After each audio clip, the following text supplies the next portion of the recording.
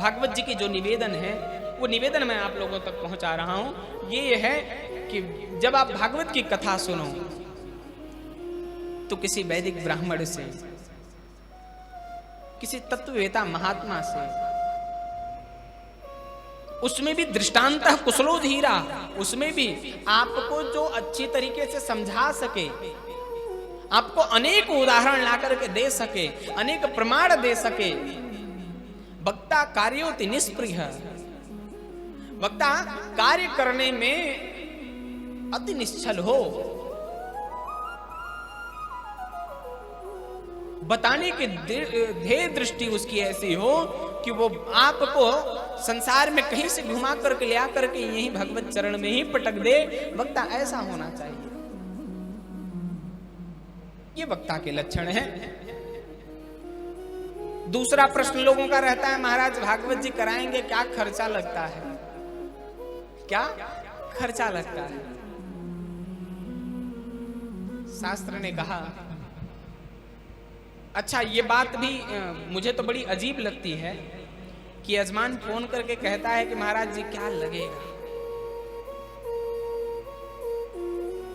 मन में बड़ा लोगों को कहना पड़ता है इतना लगेगा, उतना लगेगा, ये खर्च लगेगा, लेकिन बड़ा तकलीफ होता है। महाराज जी अंतःकरण की बात यह है कि हृदय को तकलीफ होता है। यजमान कथा को सुनना नहीं चाहता है, कथा को खरीदना चाहता है। जब यजमान पूछने लगे कि महाराज जी क्या लेंगे,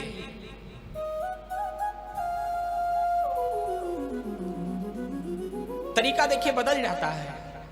निवेदन करने का तरीका कि महाराज जी मेरे पास में इतना है, इतने में आप इस कार्य को निष्पादित करा पाएंगे कि नहीं, संपादित करा पाएंगे कि नहीं। ये भाव भक्त का हो जाता है। अब वो लाखों रुपए है तो भी उसी भाषा में कहेगा, करोड़ों रुपए है तो भी उसी भाषा में कहेगा, हजारों रुपए है तो भी उसी भाषा में कहेगा। लेकिन देखिए शब्द का टोन कहां बदल जाता है। महाराज जी कितना लगेगा,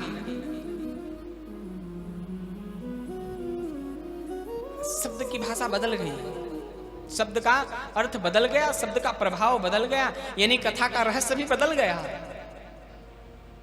रहस्य बदला तो रस बदल गया, रस बदला तो सब कुछ बदल गया। फिर जिस कथा को आप समर्पण के लिए सुन रहे थे वो कथा फिर आपके लिए अहंकार उत्पन्न करेगा। जिस कथा को आप प्रेम के लिए सुन रहे थे वो कथा आपके अंदर अभिमान उत्पन्न करेगा।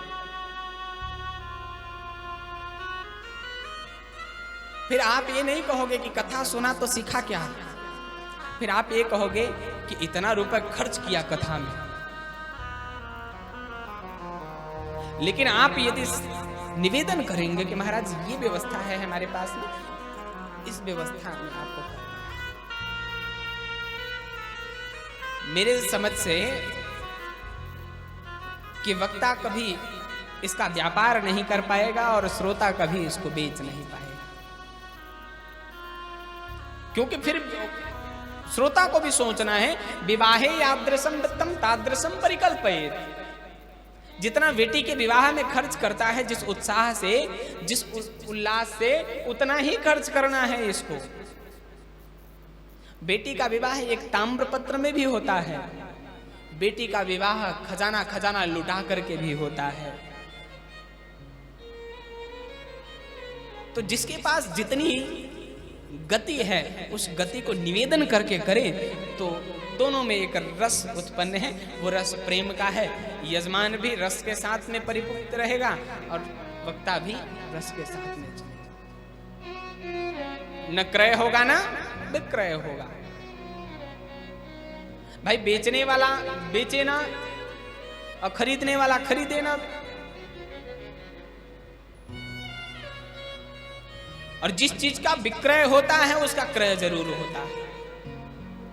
ये सिद्धांतिक बात है। इसलिए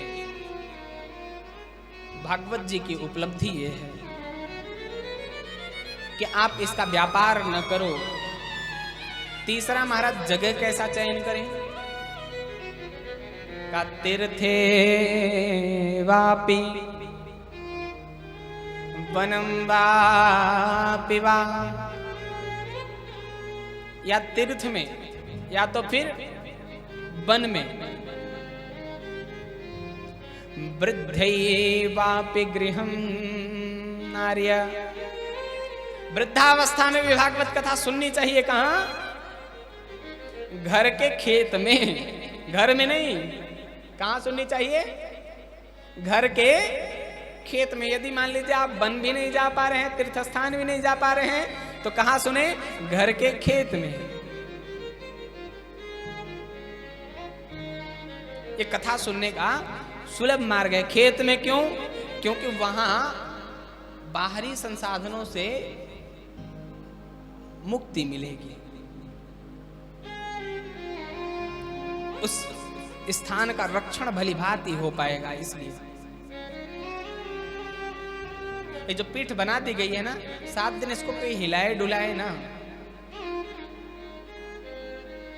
7 दिन अगर ये व्यवस्थित है, इसकी प्रतिष्ठा हो गई है, तो पूजा अर्चन यहीं से होगा। इसमें ज्यादा से ज्यादा आप क्या हो सकता है कि कपड़ा मार करके इसके ऊपर का फूल माला हटाया जा सकता है।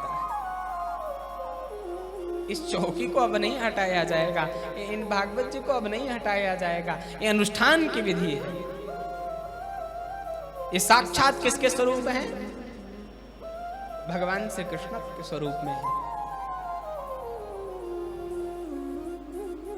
तो नारद जी को सत्संग सुनाने के लिए इसलिए बद्री विशाल क्षेत्र में कथा नहीं सुनाई। और दूसरी विशेषता यह है, क्यों ऐसे स्थानों में कराना चाहिए? कहा ज्यादा से ज्यादा लोगों तक पहुंच जाए ये कथा, इसलिए ऐसे जगह पे कराइए कि सुलभ हो पाए। इसका खूब प्रचार करना चाहिए। कथा का प्रचार करने वाले को भी पुण्य की प्राप्ति होती है। बद्री विशाल क्षेत्र में यदि कथा होती तो बद्री विशाल क्षेत्र में बैठ करके केवल नारद जी सुन पाते, ज्ञान वैराग्य को लेकर के आते, भक्ति महारानी को लेकर के आते, इतने लोग कथा सुन पाते। लेकिन जब हरिद्वार के तट पर आ गए और इधर से एक अपना प्रचारक भेज दिया कि जिसको कथा सुननी है तो हरिद्वार के क्षेत्र में आ जाएं, बद्री विशाल क्षेत्र से, केदार आदि से लोग उतर उतर कर नीचे आ गए हरिद्वार में कथा सुनने के लिए। यदि सन्यासियों को कथा सुनना है तो थोड़ा नीचे आ जाएं, गृहस्थियों को यदि कथा सुनना है तो थोड़ा ऊपर आ जाएं। इसलिए ज्यादा से ज्यादा लोगों तक कथा पहुंच सके, ऐसे स्थान पर कथा करनी चाहिए।